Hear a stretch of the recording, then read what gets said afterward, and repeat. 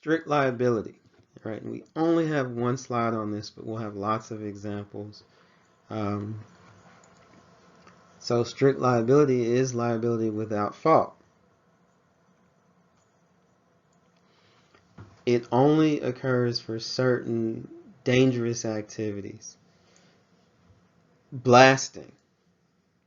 If I'm blasting, so um, demolition of a stadium.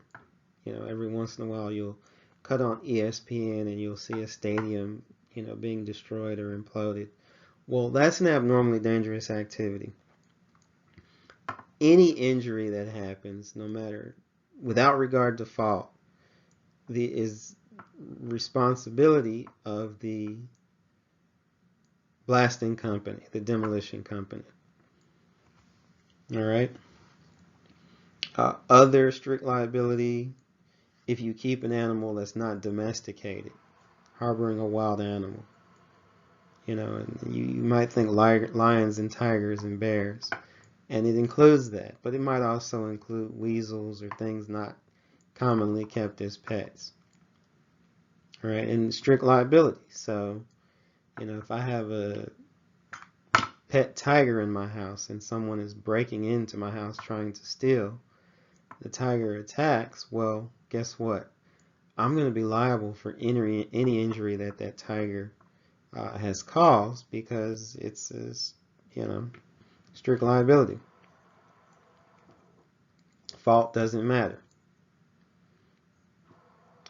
Product liability.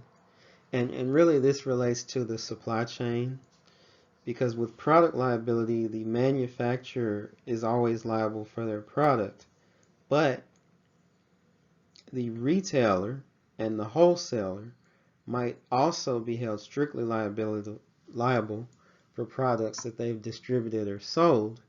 The idea is that if I buy a product, I know where I bought it. I may not know who manufactured it.